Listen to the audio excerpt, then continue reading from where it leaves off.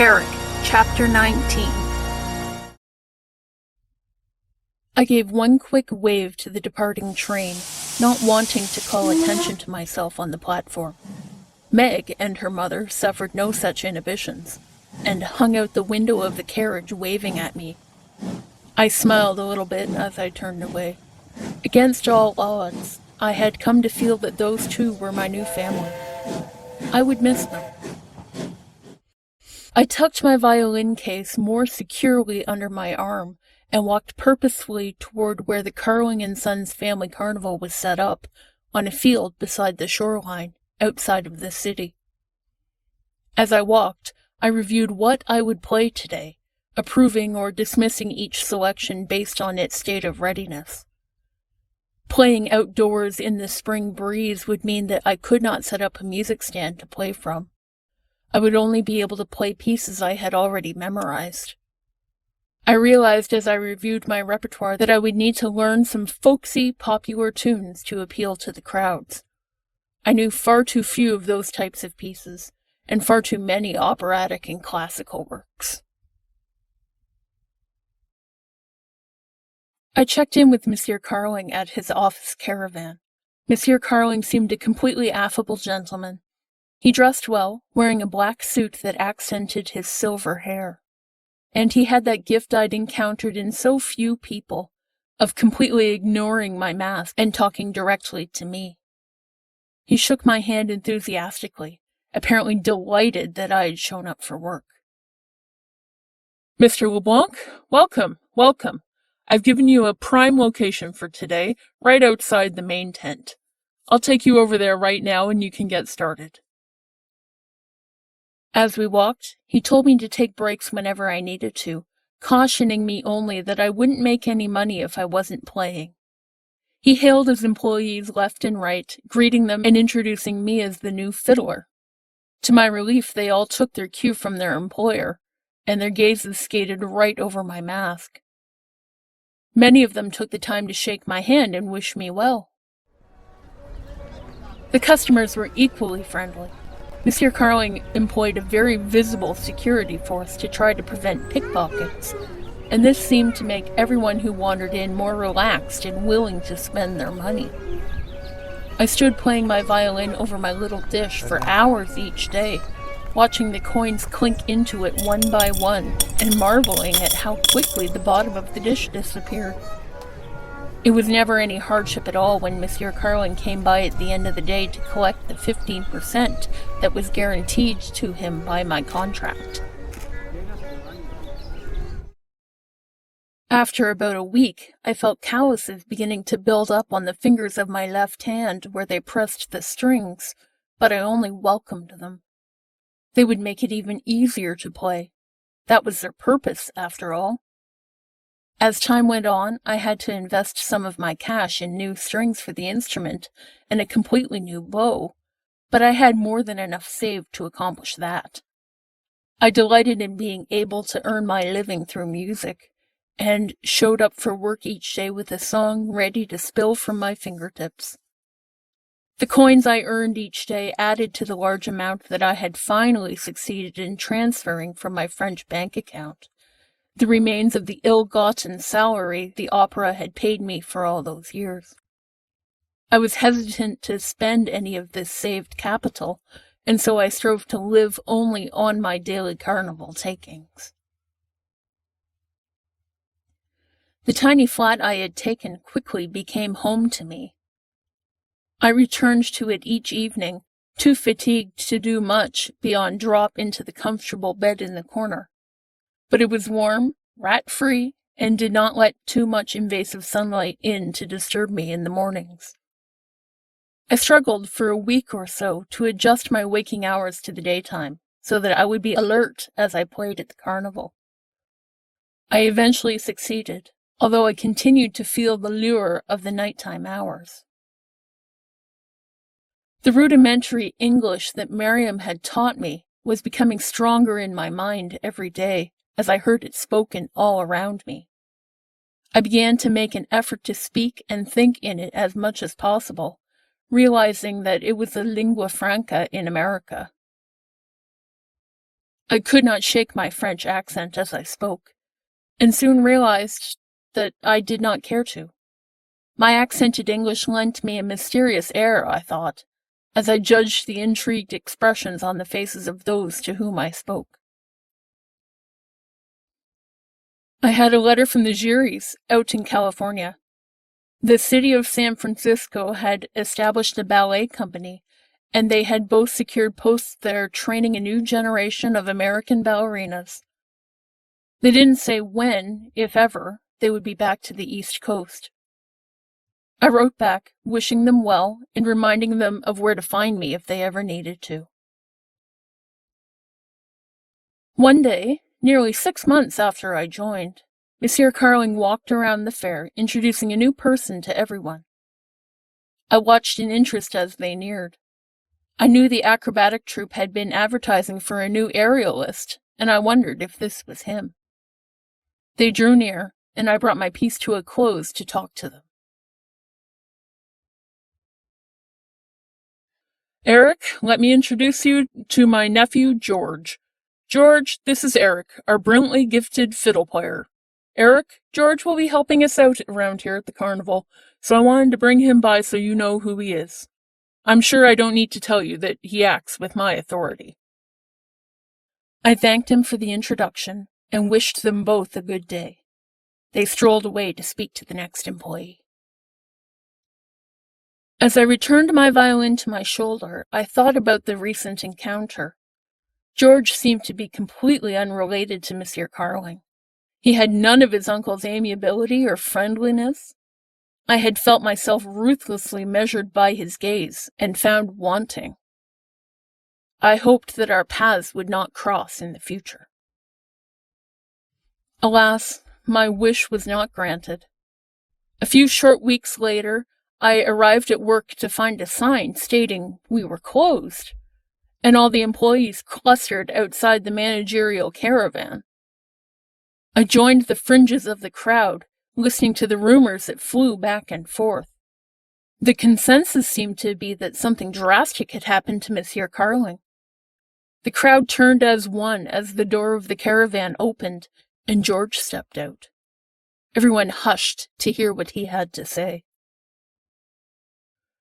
My uncle has had an apoplexy and is now incapable of running this carnival. Fortunately, I am here and will be taking over, per his express wishes. He spoke louder, to be heard over the tide of murmuring that rose from the assembled employees.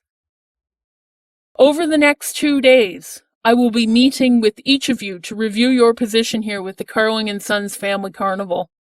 My assistant will give you your meeting slot. If you have a written contract, be so kind as to bring it.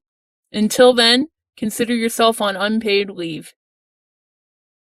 He turned abruptly and retreated back inside the caravan, slamming the door behind him.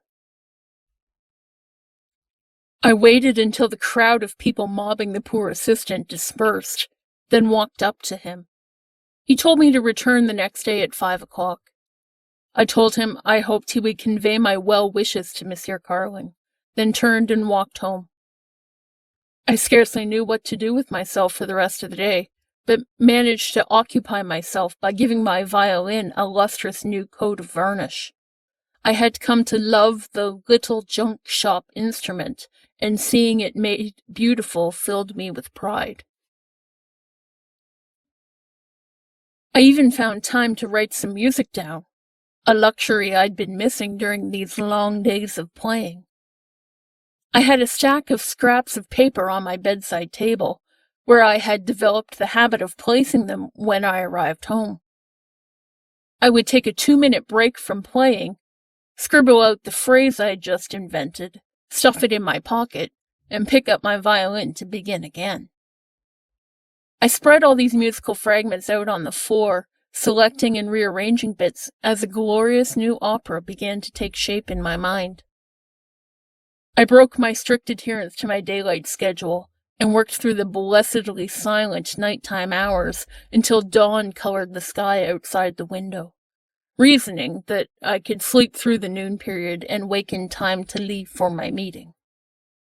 By the time I finally crawled into my bed, I'd written a master plan for the entire work, which lay on my table, with the bits of paper bearing the musical phrases carefully arranged in order atop it.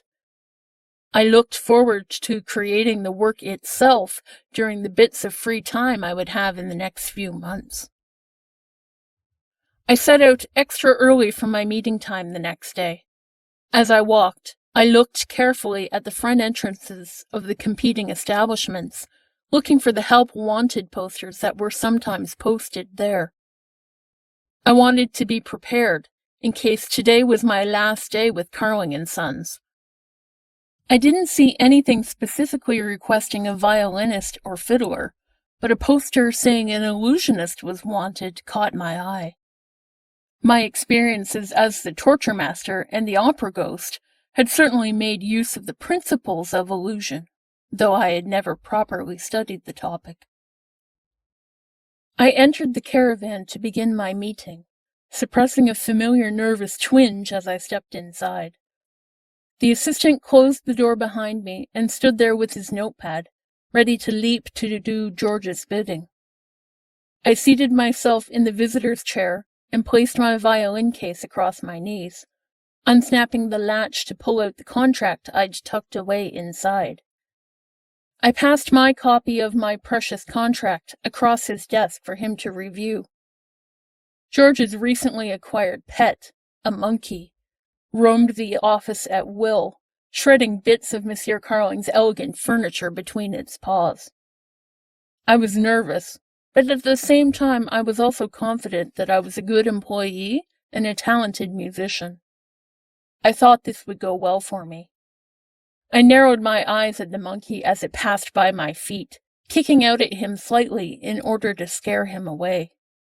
He only bared his teeth at me, unaffected by my hostility. Much to my dismay, George had no intention of discussing my musical abilities. He scanned the contract briefly and then demanded brusquely that I take off my mask and expose my face. I closed my eyes briefly in disappointment. At times, it seemed like my whole life was a series of variations of this one act, of exposing my deformity and watching other people draw away from me. I remembered how Christine had seemed able to see me inside my deformity, and sudden irrational hope gripped me. Maybe this wouldn't be so bad. I reached up and took my mask down. It was worse than ever before. He rose to his feet and leaned over his desk to inspect me closely, his lip curled upward in an involuntary reaction of disgust. Then he reached out and dragged his fingers down the roughness of my cheek. I presumed he wanted to make sure it wasn't drawn on with makeup. I jerked my head back and glared at him with barely veiled animosity. Then I remembered that this man held the future of my employment in his hands, so I put my mask back on with brisk efficiency and tried to begin talking about my music. He looked at the assistant over my shoulder and nodded his head. He then looked at me. Congratulations, Mr. LeBlanc. Even though your position as fiddler is no longer available, we have transitioned you into an alternate role. You are now the centerpiece of our newly opened freak show. No thanks will be necessary. He smirked. Ice-cold terror swept over me. Surely he didn't mean to turn me back into what I'd been as an 11-year-old, a caged spectacle for others to gawk at and pity? I had come far too far in my life and accomplished too much to go back there. I had composed an opera, for heaven's sake, and seen it staged in the greatest theater in France. I opened my mouth to deliver a vehement protest, but a cloth soaked in chloroform snaked in front of my face, and I am afraid I collapsed to the floor in an ungainly heap. The last thing I saw as the light faded was my violin bouncing out of its dropped case, and the delicate neck snapping against the boards of the floor. The monkey reached curiously for the broken piece. Then, there was only darkness. When I awoke, my memory had not lapsed at all. I remembered everything that had happened in the office. My mind brought it all back to me, and so when I opened my eyes and found myself surrounded by bars, I was not surprised. I blinked my eyes open and lunged for the door of the cage I found myself in, but they had, of course, secured it with a padlock. As I had done in the past, I checked myself over for anything I might have to pick the lock with. The situation was worse than I feared. Gone were my mask and hairpiece. Gone was my onyx ring. Gone was the wreckage of my beautiful violin. Gone was the jacket of the suit I had donned with such care the last time I left my little flat. Gone were my 2 keys on their silver chain. Gone were my shoes. And a heavy shackle was padlocked to my ankle and chained to the bars of the ceiling above me with a thick chain, the length of which clanked noisily every time I moved. My cage stood in the middle of a large tent, surrounded by other cages. I looked around and saw 2 other former employees who had been captured, much the same as I had been. Solovsky, who sold mechanical toys of breathtaking complexity, but limped heavily on his artificial leg, occupied one cage. The chain looped around his real leg, and the other was nowhere to be seen. And another cage held Chrissy, the trapeze artist, whose feats of dexterity had always amazed me, given that she had only one eye.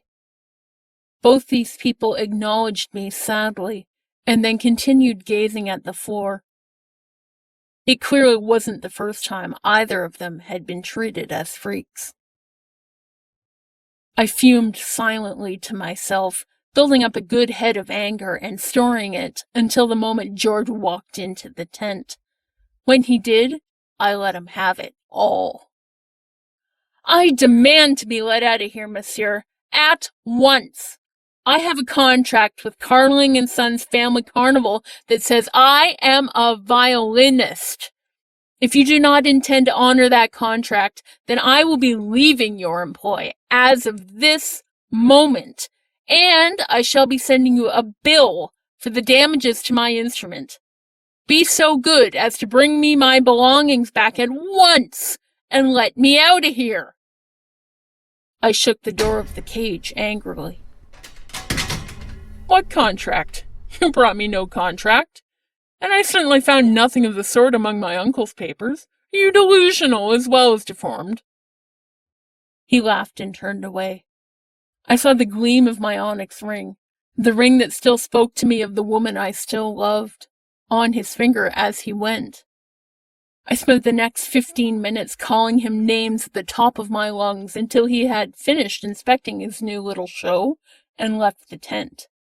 His monkey, perched on his shoulder, called back at me angrily, though George himself ignored me. From that point onward, little happened to me that is worth writing down. For you, seeing a freak show may be the most interesting thing you do in a month of Sundays, but for the people chained within, each day is a repetition of the day before, and the one before that. I cursed the clanking chain every time I had to move myself. I ate the slops that were shoved through the bars at irregular intervals. I shivered in the cold months and sweltered in the hot months. I experienced over and over dreams of being free. Sometimes in the dream I would go for long walks through my underground opera kingdom, or pull my boat out over the dark waters of the underground lake. Waking from these dreams and remembering where I actually was a new kind of hell for me. Slowly, these dreams stopped coming. I grew farther and farther removed from the man I had been then. I was not allowed to shave, so my straggly facial hair and the hair on my head grew to unprecedented lengths. I never had flights of music in my head anymore. It seemed the well from which they used to flow had dried up. My mind stopped tormenting me with visions of my past. I scarcely remembered the evenings of sitting, immaculately coiffed and dressed, in my opera box, watching the Parisian high society as they crowded into the theater. There was certainly nothing in my existence now that betrayed even a hint of that glittering past.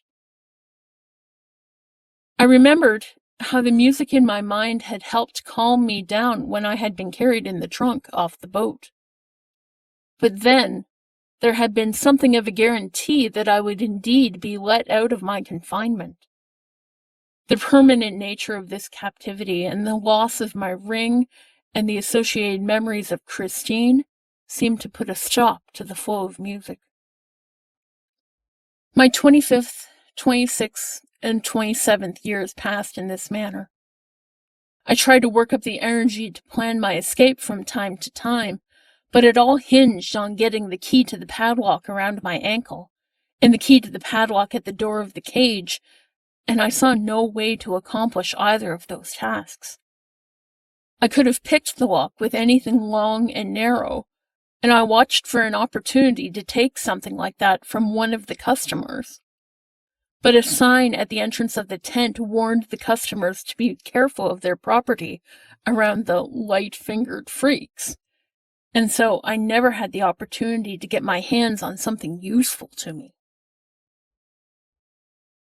More people than I could ever count crowded close to the bars of my cage, peering through with fascinated and disgusted expressions on their faces.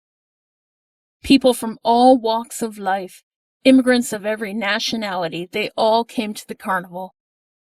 I judged the carnival's descent into seediness from the caliber of customers that walked in.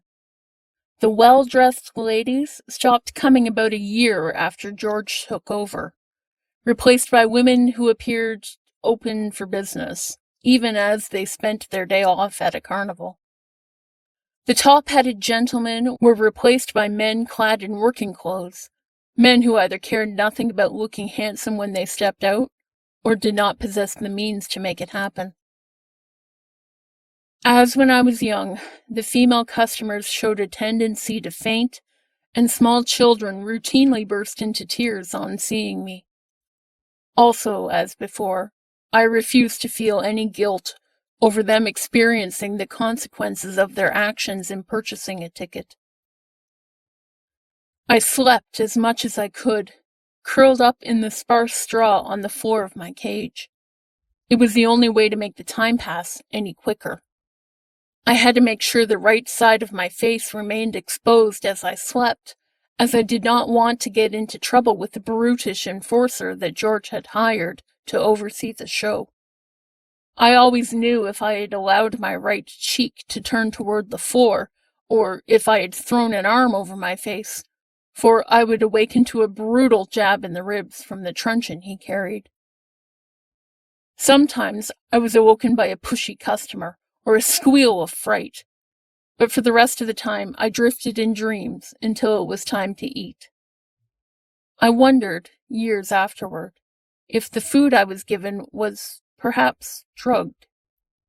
It seemed too easy to slip away into sleep sometimes, especially after I had already slept the day away. As my 27th summer began, I was completely unrecognizable, although I myself was too far gone to know it. My once elegant clothing had nearly disintegrated around me. I had not washed in over a year. My torso under my ragged shirt was always covered in bruises in various stages of healing, showing an astonishing range of colors from purple to yellow and everything in between. Filth filled in the ridges in the flesh of my face, making it somewhat smoother in texture, but more disgusting to look at. My hair hung down in greasy gray locks all around my head, except for the places where it had never grown in the first place. I routinely snarled at the customers and lunged at them, trying to frighten them away. It provided me something to do when I wasn't sleeping. One day, 2 women came into the tent and stood staring at me. I cursed at them and turned away, pacing across to the other side of the cage. The chain clanked as I moved, as it always did, and I growled in irritation and pulled it along behind me. The two women circled the cage to look at me again. The younger one put her hand to her mouth, and tears began to spill from her eyes. The older one only stood staring at me with a steady gaze. She began calling someone's name, although she kept staring at me. Erik! Erik! Erik, look at me! I did not know that she was talking to me. I did not know that it was the jurywomen who stood before me. The whole event was quickly lost in the mist that filled my mind as the two women shook their heads and walked away, the older woman supporting the younger, who seemed overcome with grief. Of course, that wasn't the end of it. Dear Antoinette dug my original contract out of the safe deposit box and showed it to a lawyer. The lawyer marched into George's office with the police in tow and demanded to be taken to me. Once they all stood before my cage, the police informed George that he had to release me. I felt the shackle release my ankle for the first time in 3 years. The door swung open. Antoinette had to enter and take my hand before I would come out into the open. I said little as we left the fairground. The next weeks were a blur of recovery as I was bathed, barbered, and given new clothes and a mask to wear. I wanted nothing but to stay in bed, sleeping the day away as had become my habit. Gradually, Antoinette insisted I get up and go for walks with her or Meg.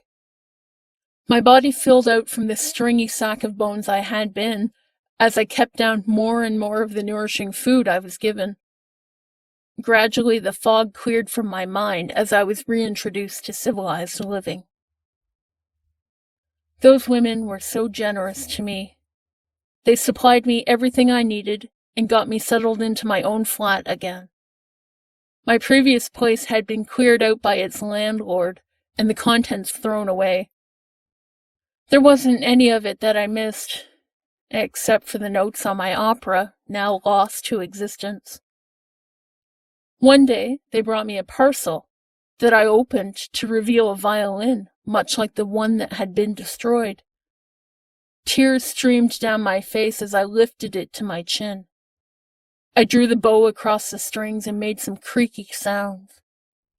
I knew, however, that I could retrain myself to make the beautiful music that I had made before. I felt my musical ability slowly reawaken in my mind as I held it, fitting my fingers back onto its fingerboard and remembering the millions of sequences of finger placements that would make up the melodies I so loved. I set it aside and asked Antoinette for a hug.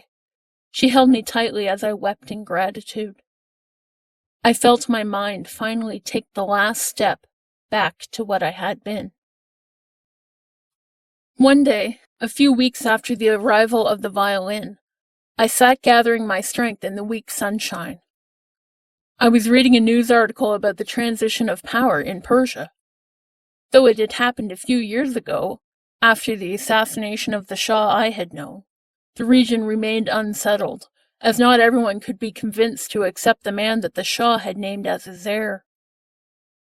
I thought back over the uncompromising policies the Shah had had, and his fondness for torture over discussion, and I hoped his heir had a better head for governance. I was wondering whether Zara had made it safely back to his home or chosen to stay in France, when a knock on my door announced Meg's arrival. Meg seemed to have one more gift for me. She uncertainly held out her hand and proffered something small. I looked up at her questioningly. Well, I mean, it's yours, monsieur. I went to get it back, but, and then he wouldn't give it. She broke off. Well, here it is. She dropped the item into my hand, then fled, with her face flaming red. I opened my hand to reveal my onyx ring. As I stared at the dark stone and remembered Christine's magnificent dark curls, I suddenly heard a tendril of song in the back of my mind. My music, the music I created myself, had begun to flow once more.